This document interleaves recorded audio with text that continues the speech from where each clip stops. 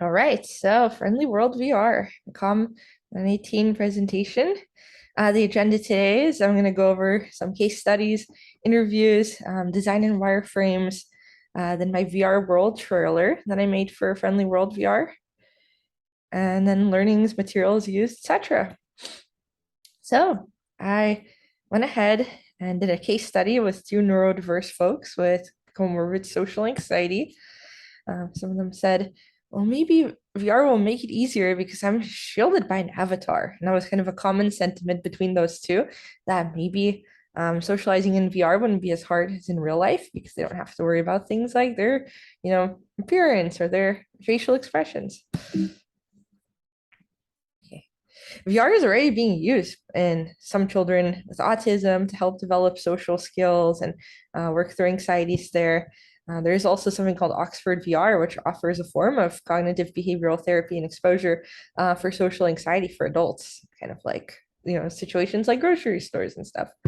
So there was some precedent for, our thinking that maybe if they went into, alt space or rec room and they socialized with people, maybe they would feel like it's easier than real life. And so these participants were, two neurodiverse participants with a strong desire to improve their social skills and feel like they belong in society. Age 25 plus, it was their first time in a metaverse, and they entered alt space in VR and Rec Room to see what engaging in a virtual community would feel like compared to real life socialization. One of the participants stated it was still intimidating. There were people doing their own thing, and I felt like an outsider. This participant entered one of those Zen meditation rooms in alt space, thinking that would be pretty mild and welcoming. And they were just kind of got there and were standing around like, what do I do? Other participants said, well, it felt awkward, like it had intruded on a conversation. And that was after they entered a philosophy discussion group on Altspace. So they both expressed these sentiments of not really feeling welcome. The other one said, well, who do I talk to? What if they don't want to talk? There's no way to jump in. And so that was participant one after joining Rec Room. Yeah, both participants described also the experience as being too similar to socialization in the real world. Or saying, well, this is exactly how I feel like when I go to a party or when I go to a, some kind of event. Like it's not easy to jump in. It doesn't feel like it's easier than real life. It feels like it's the same.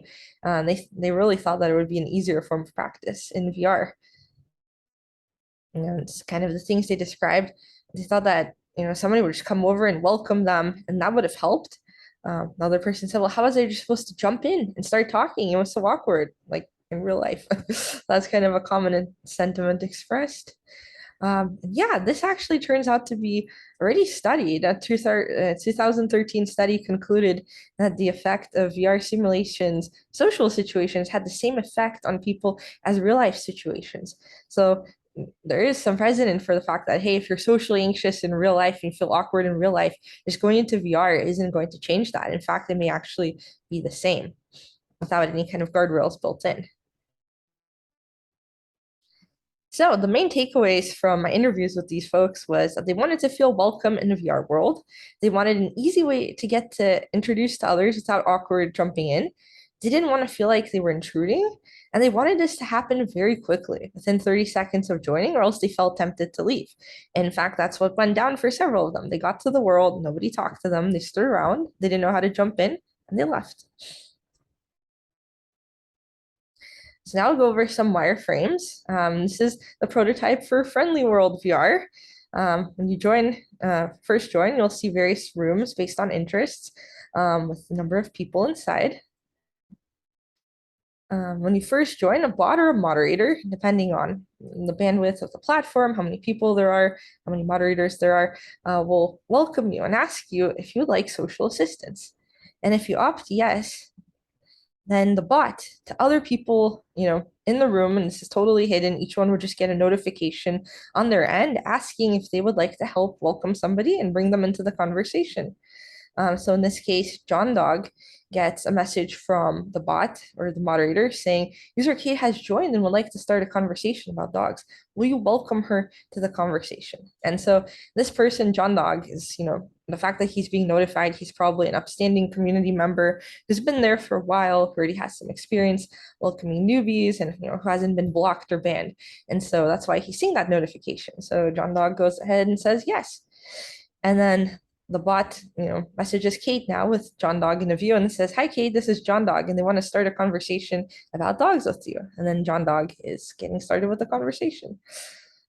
So yeah, I reviewed these wireframes with the participants, and both of them said this would make them feel more welcome and less awkward as long as this was done in a discreet way and it didn't like visually notify all users like in the world so they could see a giant pop-up like, "Hey, Kate is new," but so rather they got a discreet notification on their end asking them.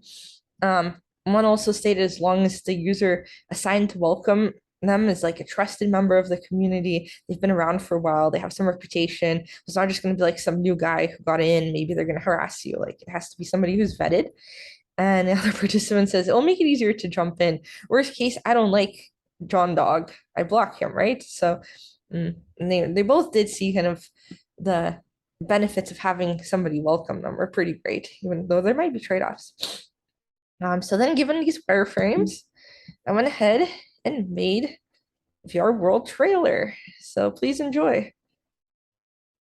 Make sure the sound is on. Great. It's not always easy to make friends in VR. With FriendlyWorld VR, we make that easy for you by providing an option for social assistance. Our moderators and friendly bots will be the first to greet you into the world and will find a way to connect you to others with your interests. It's so easy to make friends, and somebody has your back. I hope you find your interest in your community at FriendlyWorld. All right, thank you for watching that trailer. Oh. Okay, so my takeaways are the learnings. I learned that VR worlds that are there today may not be, automatically as friendly, welcoming for folks with social anxiety or neurodiversity. Also learned that game development is hard. That little trailer that was shown in the VR world actually took like 10 hours just to make all the logic and the flow and make the little VR hands go up and down. So game dev is not a joke.